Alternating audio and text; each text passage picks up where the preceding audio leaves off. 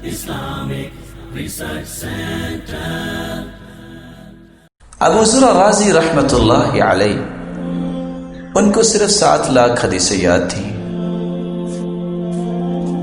کسی نے سوال کیا ابو ذر رازی سے کہ آپ نے علم حاصل کرنے کے لیے کتنا پیدل سفر کیا؟ کہا 30,000 میل۔ اور سوال کرنے والا بھی کوئی بادشاہ ہوگا؟ کہتے ہیں بس؟ تو مسکرا کے کہتے ہیں ثم ترکت العد، میں نے 30,000 میل تو سفر گنا تھا، اس کے بعد پھر گننا چھوڑ دیا۔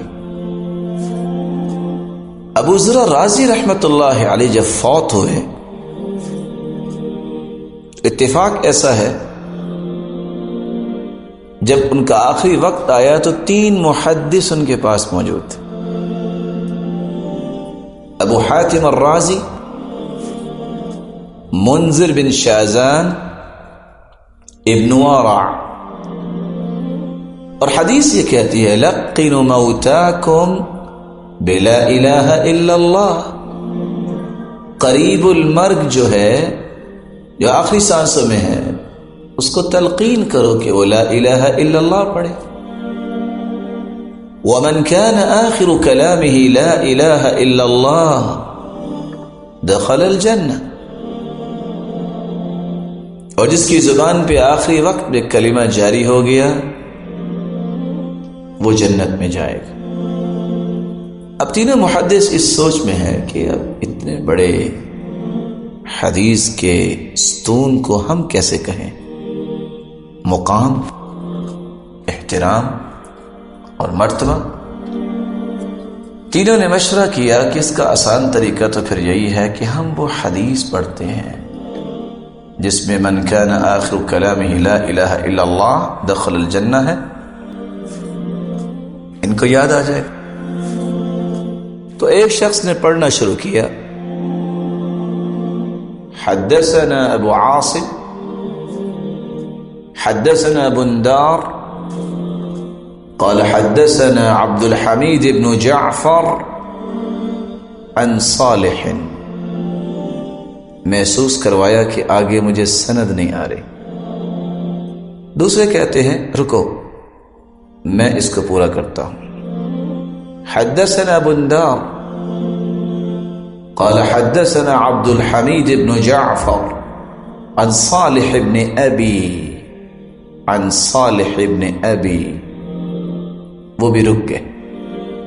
ابھی رکے تھے کہ ابو ذر رازی رحمت اللہ علیہ نے آنکھیں کھول لی، کہتے ہیں اجلسونی، مجھے بٹھاؤ۔ فاجلسو، ان کو ٹیک لگا کے بٹھایا۔ کہتے ہیں یہ سند میں سناتا ہوں۔ حدثنا ابو عاصم قال اخبرنا بندار عن عبد الرحمن بن جعفر عن عبد الحمید بن جعفر عن صالح بن ابی عریب عن كثير بن مرة الحضرمي عن معاذ بن جبل رضي الله عنه قال قال رسول الله صلى الله عليه وسلم من كان آخر كلامه لا الہ الا اللہ، اتنے الفاظ پڑھے، دخل الجنہ کے الفاظ نہیں بولے، مسکرائے اور اللہ کے پاس چلے۔ ابن حجر عسقلانی رحمت اللہ علیہ قصہ نقل کرتے ہیں، سیدہ آسیہ علیہ الصلاۃ والسلام جب ان کی بھی جان نکلی تو مسکرا رہی تھی، کیونکہ انہوں نے دعا کی تھی رب ابن لی عندک بیتا فی الجنہ، اللہ میرا گھر جنت میں اپنے پاس بنا۔ اللہ تعالیٰ نے اس کو گھر دکھایا۔ ابن کثیر اپنی تفسیر میں لکھتے ہیں ادھر اس نے گھر کو دیکھا، خوش ہوئی اور اسی حالت میں اس کی جان قبض کر لی گئی۔ تو یہاں بھی اللہ تعالیٰ نے ان کو جنت دکھائی ہوگی تو لفظ جنت بولنے کی ضرورت نہیں رہی، مسکرائے اور اللہ کے پاس چلے گئے۔